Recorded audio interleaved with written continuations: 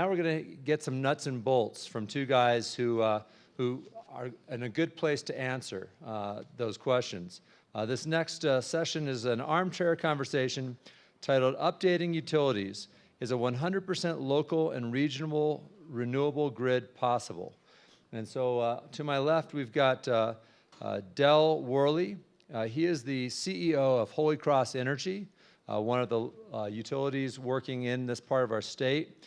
He's got 32 years of experience keeping the lights on and doing all the stuff in the background to make that happen, including dealing with a changing source of energy and having more and more renewables in the mix. Joining him is David Hornbacher, who is currently the Director of Environmental Initiatives at Aspen Utilities. And before that, he's got pretty much a 30-year career in utilities, including Xcel Energy, the largest investor-owned utility in the state and a regional player. So they're going to talk about probably a lot of different things, including the practical matter of how can we achieve a 100% renewable future. Go ahead, guys. Thank you. Good to kick it off. Well, good afternoon. I'm Dave Hornbacher. I'm the Director of Utilities and Environmental Initiatives, and I'm so glad that Del and I can spend some time with you this afternoon. Really sort of chatting a little bit about where both our utilities are, where we've been, where we're at, and where we're going. And so just a little bit of an overview on the City of Aspen Utilities. We're a municipal utility, so that means we report directly to our City Council. We serve the core of the community, so we serve about 50% of the Aspen community overall. We're a 14 megawatt peak facility, and we sell about 72 million kilowatt hours a year. And they talked about a little bit about the future. Well, I want to say that part of the future is here, it's now, and it's today. Last year, when I was here, I talked about how we anticipated the City of Aspen would reach the goal of 100% renewable utilities in 2015. We achieved that in August of 2015. We did our last set of contracts and work, and we are one of 3 munis. Thank you. So thank you very much. We couldn't be prouder. We're one of 3 municipal utilities nationwide that are 100% renewable. And we'll talk a little bit about how we got there and what the challenges are. And I'm looking forward to that. And good afternoon. I'm Del Worley from Holy Cross.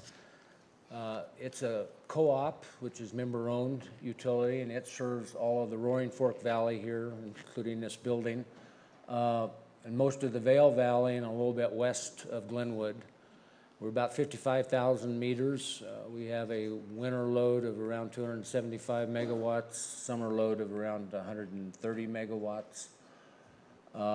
We have a variety of power supply that we'll get into a little later that makes up the way we get our power and some of the hurdles we've got to get to that. First, I kind of really wanted to frame, when you talk about 100% renewable, there's really kind of 3 ways you have to look at this. The absolute pure version is if you were to disconnect your utility from the rest of the grid and you were to serve all of your needs all of the time with renewables. That would be Model 1. Model 2 would be where you get your renewables perhaps from a contract where the electrons don't really ever reach you necessarily. And your bundled carbon credits and your RECs are bundled in those power contracts or the resource that you're actually buying from. So that's another model that you can get there, but you may not actually have all of the renewables on your system and the electricity may not reach you. And the third model would be 100% offsets or renewable energy credits to offset whatever your fossil fuel load is. That would be another way to reach 100%. And I'll send it back to Dave to talk about how they got to their 100%. Using one of those models. Great. Well, thank you, Del. So how did we do it? Probably the first thing to understand is this did not happen overnight. It was decades in the making. In fact, even in the 1980s, the city of Aspen built 2 hydroelectric plants in the Roaring Fork Valley, and that became part of our energy portfolio.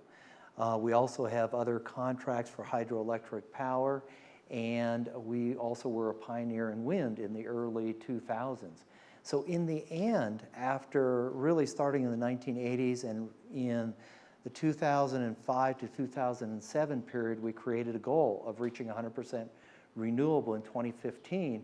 And at that point, we started going after, basically, there was 3 approaches that we used. The first was load management, conservation and efficiency. If we can reduce our load or maintain it throughout a period of growth, that is less energy we need to bring to the grid. Another strategy was the projects. Are there things that we can do or inspire others to do, physically build, that bring renewable energy onto the grid? So one of those projects that we partnered with is over in Ridgway, Colorado, where about 3 years ago they started building in place the hydroelectric facility at the base of an existing structure there. And then the last is partnerships. We have a great partnership with our wholesale electric supplier. They make sure that in the end, all of those resources that we need, that we've contracted for, that we own, are available for our citizens and are delivered to our doorstep, and then we distribute it from there. So we worked with them, and also we actually worked with the National Renewables Energy Laboratory, and they helped us work through some process with our own local governance to decide how we're going to get there.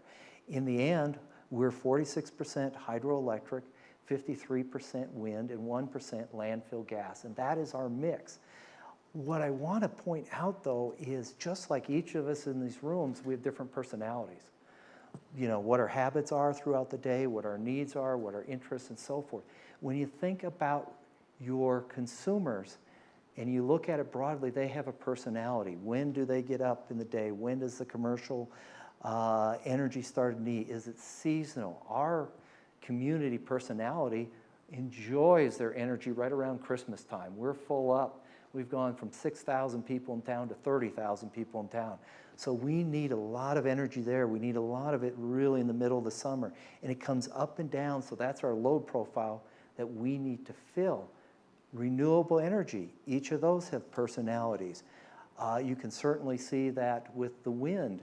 You know, where is it physically at? What are the characteristics? When is it blowing? When isn't it blowing? How do you work that in? Same thing with solar. Same thing with hydroelectric, and also with our landfill gas. So if you understand the personality of your customers and you understand the personality of your renewable energy, you can create a portfolio to get you to that 100% renewable energy. They'll mention that there's several models of really philosophical approaches to 100% renewable energy. We did models sort of 1 and 2, as he described. 1, we own and operate within the valley several hydroelectric plants. There's also some rooftop solar by different customers throughout town. And so those are more localized type energy sources. And then the part of Model 2 is that we have purchased or are part of projects that both keep the renewable energy and the RECs together. So we ensure that we are putting onto the grid renewable energy that matches what we use in our load profile, and that's why we have that mix. And so that was our approach. One of the things that we looked at was buying renewable energy credits. We chose from more our value statement that we were going to go with the project side of things, and also everything was coupled. We wanted new things basically on the grid, not just taking something that's already had that attribute stripped out of it. So do you want to add a little bit about Holy Cross now? Yes, our customer base, we've been surveying them for years, and very much want us to move to more renewables, energy efficiency. And we'd set out goals clear back in 2004 to get to 20% renewable by 2015, which we did. They've set new goals of 30% by 2020 and 35% by 2025. We actually got lucky this year, and on the spot market was able to buy a whole bunch of wind, and so we met the 30% this year, but we're not sure we'll be able to keep that up just yet. But the spot market was very good to us. But we're moving down those roads. We've got some hurdles to deal with. We do have quite a bit of renewable energy on our system, so it's the pure renewables. We've got a 11.5 megawatt biomass plant in Gibson, Colorado. We have almost 12 megawatts of either net metered solar, community solar, and some power purchases from solar. So we've got quite a little bit of solar on our system. We also buy from a coal bed methane plant, which takes the vented methane out of the coal mine and turns it into electricity. It's not on our system, but it's over in Paonia, Colorado. And the offset value of that's really good. We actually almost a 3-to-1 value because of the way methane is more destructive greenhouse gas. So that's been a good project. And the rest of it, we get most of the rest of our energy through XL contract, which has got a lot of wind in it. And so the rest of that makes up our renewable energy comes through mostly wind from XL. So with that, we are at the AREDAY conference. And I'm sure you've listened to many different speakers and approaches and environmental stewardship and values and so forth. I think the City of Aspen Municipal Utility, one of the reasons we were successful is we had a community that supports those environmental values, that supported this approach and was willing to take those risks and to invest in that. And since we did that over in a period of time in the sort of fashion we talked about, we also did it, I guess I want to break the myth, renewable energy does not have to be more expensive. We still remain the 6th lowest residential rates in the state of Colorado, and we're 100% renewable. But that wasn't done overnight. So I want you to each, I guess I want to give you a task here. I hope each of you know who you pay your electricity bill to. And if not, figure that out. But be engaged with them. Look to figure out what a partnership is to help them achieve that goal, to make sure that's part of their vision statement. Attend a board meeting. Talk to whomever your representative is. If it's a state public utilities commission, get engaged, send a letter, but try to work in partnership. I think you'll have very good results if you can really align yourselves with your local energy provider, and I think you'll be rather surprised the interest that you might see and hopefully the traction that you would get. And so when you go back home, figure out who your supplier is, find out a little bit about them, see if there's a way you can participate. How can you help them? How can you bring some of the things that you learned here and share it with them and inspire them to do something different and to help break some of those myths that are out there, because you can do it. And we've seen that locally. We've seen that in 2 other places in the nation. And each of us did a different approach to this, but we're there. So who's going to do it? It's too quiet out there in the audience. Yes.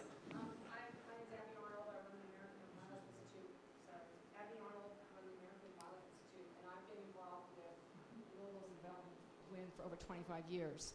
And I've watched the evolution of utilities, the municipal utilities and the private utilities. And my question for you as a municipal utility, when you go to meetings and you share your story, what's the response you're getting from some of your colleagues from communities who may not be where Aspen is or Holy Cross or the third community that you mentioned? It probably depends on the conference you're at. If you're in one that has a lot of strength, or you're going to a climate conference or you're going to something that's on renewables, obviously you're going to get a lot of interest.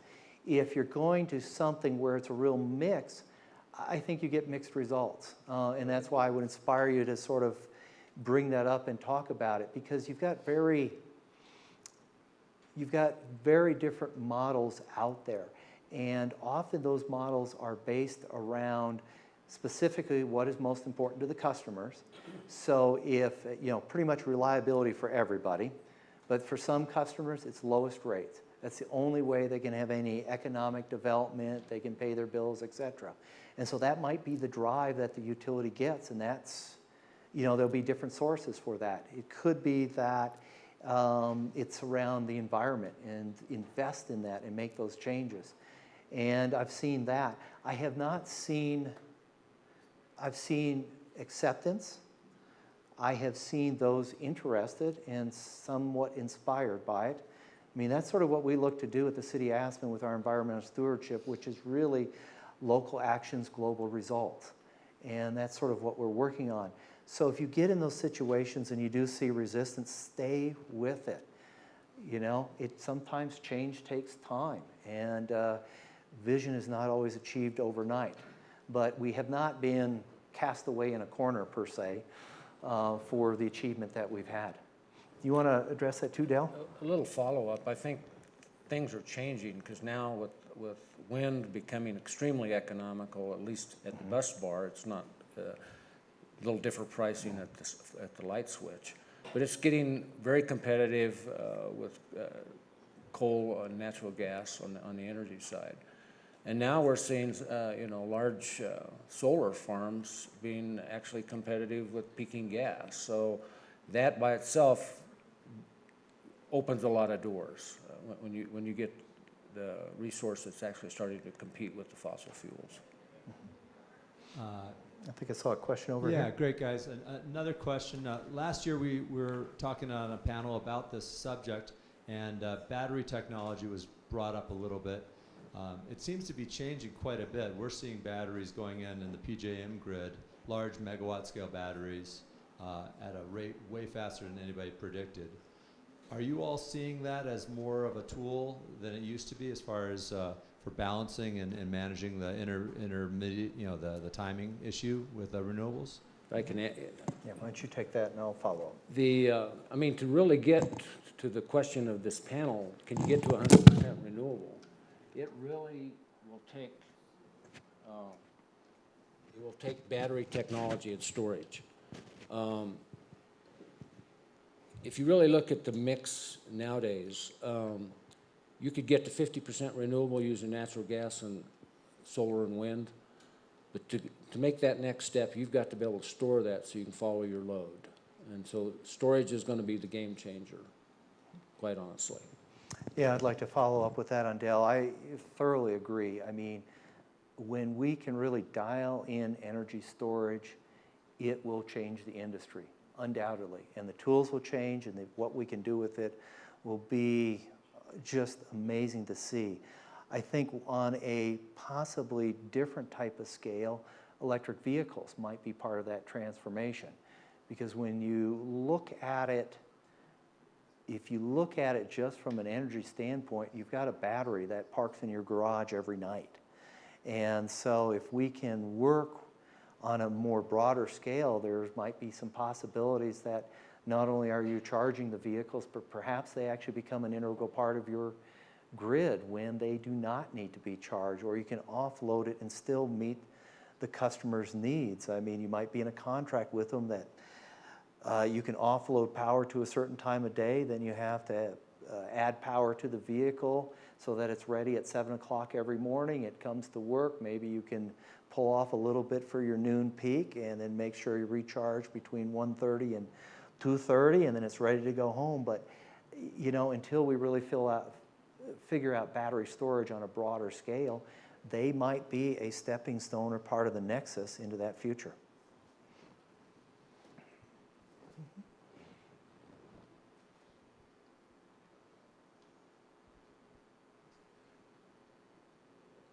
Del, in particular, both of you, I'm curious, when you're saying the game changer is going to be storage, how close do you think that is economically viably? I'm hearing that some spinning reserve now is being displaced for coal plants with batteries, and some people forecast it's many years out, and I'm wondering if you are seeing that it's, how quickly might we look toward batteries to replace coal and gas as baseload? I wished I had a crystal ball on that question myself, but I think what California's done by requiring so much battery to be on the system, and one of their portfolio standard, will start driving that market as does Tesla. So I don't have a definite answer for you, but it's got to start happening soon to be the real game changer it needs to be. And I really don't have anything to add to that. I think Dell's I mean, hit yeah, it's kind of hard for me to imagine a battery that would hold, in our system, 270 megawatts for 3 or 4 days worth of energy to supply our people, but if you got enough of them around. So we're hoping the technology gets there. Any other questions?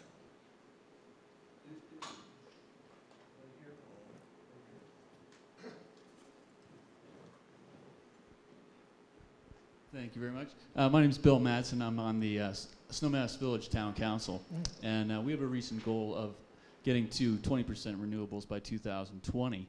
My understanding is that there are not a lot of renewable energy credits to be had at this point. I understand that Pickens County recently picked up the credits that Basalt passed on, and I'm just curious to know, what's our best avenue to get to 100%?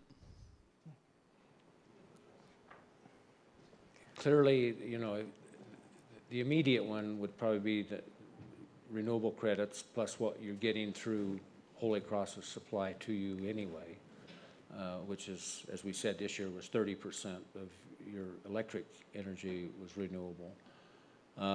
And if you want to go out and get some renewable energy credits, we can stop by my office and we'll point you in the right direction. But they are available. Yes. Yeah, and their cost is rather low right now.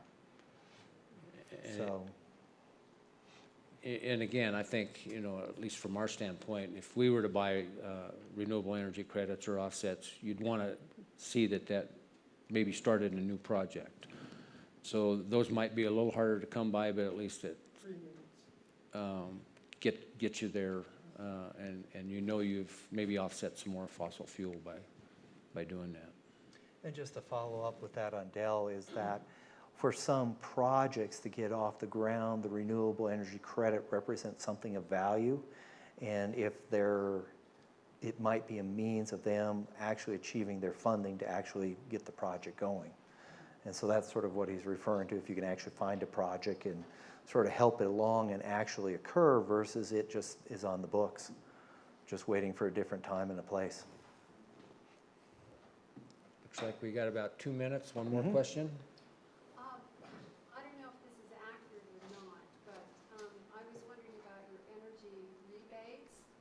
energy rebates. Someone had told me, I live in the valley here, and someone told me that you were discontinuing those at the 1st of July or the 1st of August, and there's the energy rebate, the Tier 1 and the Tier 2 energy rebates. Is that the case for solar installation on residential? You asking me? At this time, there is no plan to discontinue the rebates. Right. Okay, thank you.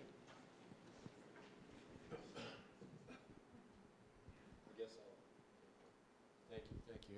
Thanks for coming, guys, and thanks for your long years of leadership in the valley here, and managing how our electricity goes through the grids.